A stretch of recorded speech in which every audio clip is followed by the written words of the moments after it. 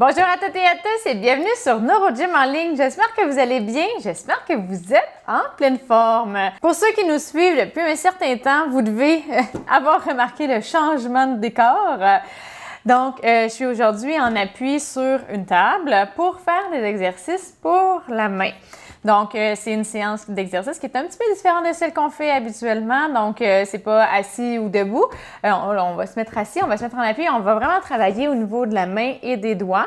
On va faire différents types d'exercices, aller plus en étirement. Ensuite de ça, on va travailler la mobilité, le contrôle moteur des doigts et on va aussi travailler le renforcement. Donc, toutes les composantes, en fait, qu'on a, la majorité des composantes qu'on a besoin pour être capable d'utiliser notre main de façon fonctionnelle. Et avant de vous installer, je vous invite à faire un pouce sur la vidéo, à faire j'aime. Je vous invite également à vous abonner à nos différentes plateformes si ce n'est pas déjà fait.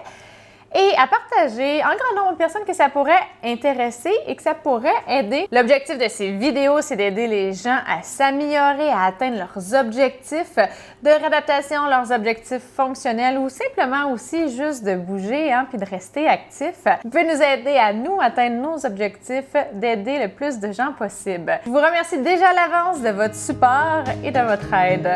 Sur ce, installez-vous bien, on commence dans quelques secondes. Excellent, j'espère que vous êtes bien installés. Donc, on va commencer, mais avant, je dois dire, comme toujours, que les exercices que je donne sont généraux, qui sont peut-être pas adaptés à votre condition, à vos capacités.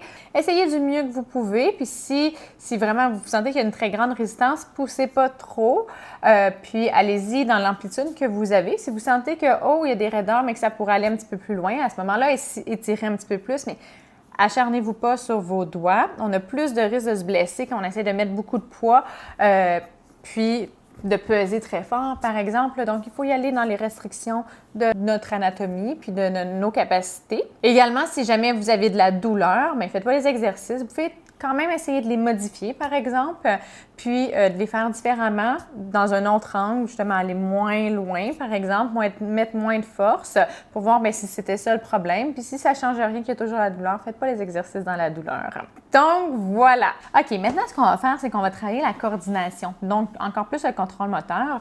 On va aller essayer de toucher nos doigts comme ça, en coordonnant. Donc, on va travailler la flexion, un peu la pince.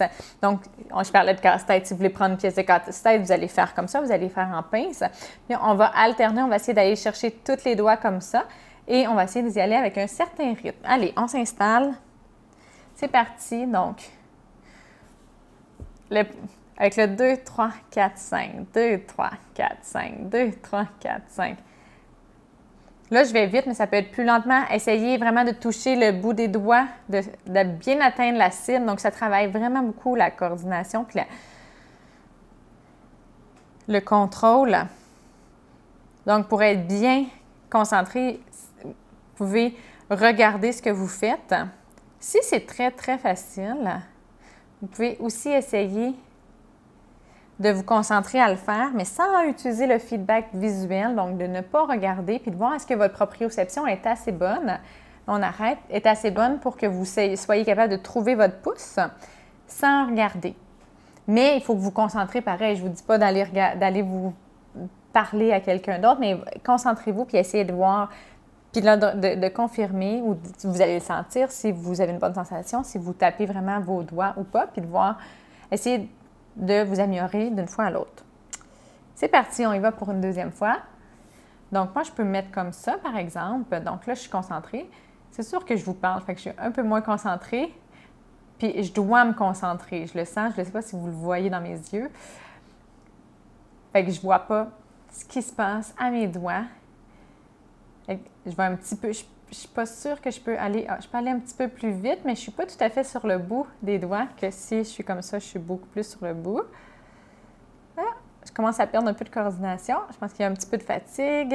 Mon petit doigt a de la difficulté. OK, parfait. Donc, ça travaille beaucoup de choses. C'est ça, ça travaille la proprioception, puis de savoir diriger le mouvement, la force également, pour vraiment aller... Notre corps ici, notre pouce, il est où? Ici, le pouce, il s'en va où? Si notre proprioception est bonne. Ce doigt-là aussi, il sait où il s'en va, puis notre cerveau doit intégrer toutes ces informations-là pour faire rencontrer nos deux doigts ensemble. Donc, Ça, on appelle ça de la proprioception. C'est le fait de savoir nos membres, notre corps est où dans l'espace, puis d'être capable de contrôler les mouvements, donner la bonne force, la bonne direction, la bonne amplitude. Donc, au niveau des doigts et des tâches fonctionnelles, c'est très important. Par exemple, les gens qui ont des déficits sensoriels, on va faire la troisième série, puis je vais le parler en même temps. Les gens qui on fait comme ça avec les doigts, on alterne. Les gens qui ont des déficits sensoriels, de proprioception, par exemple, prendre un verre en styromousse avec de l'eau, ça peut être une tâche très difficile parce qu'il faut donner assez de force pour pas que le verre tombe, glisse de notre main, mais pas trop de force pour pas qu'on brise le verre. Donc, puis là, dépendamment s'il y a de l'eau ou pas, la résistance n'est pas la même parce qu'il va avoir tendance à tomber plus, s'il y a plus d'eau parce qu'il est plus lourd. Fait qu'il faut donner un petit peu plus de résistance, mais pas trop. Donc, il y a tous ces ajustements-là qu'on ne s'en rend pas nécessairement compte, mais que notre cerveau analyse tout, puis qui donne les indications à nos muscles. Il donne telle force, fais telle chose, bouge comme ça. Arrête tes doigts à telle position parce que tu es rendu sur le bord du verre. Si tu vas plus loin, tu vas faire craquer le verre. Il y a tout ça qui se passe en microsecondes dans notre cerveau pour analyser puis faire la bonne tâche. Mais ça se travaille parce que dans certains cas, ces capacités-là diminuent, voire sont absentes. Donc, on peut les travailler en travaillant au niveau sensoriel. Puis, avec la pratique, ça peut revenir dans certains cas. Excellent! Donc, voilà. Comme je l'ai dit également, essayez d'incorporer des exercices que vous aimez. Puis faire de la réadaptation sans que vous ayez l'impression de faire de la réadaptation. Donc, c'est toujours plus plaisant quand on peut mettre un petit peu de fun dans nos activités, dans notre réadaptation. Sur ce, je vous dis merci d'être avec nous, merci de nous suivre. J'espère vraiment que vous appréciez les vidéos et que ça vous aide. Puis, je vous souhaite une excellente journée et j'ai hâte de vous revoir dans une prochaine vidéo. Bye bye!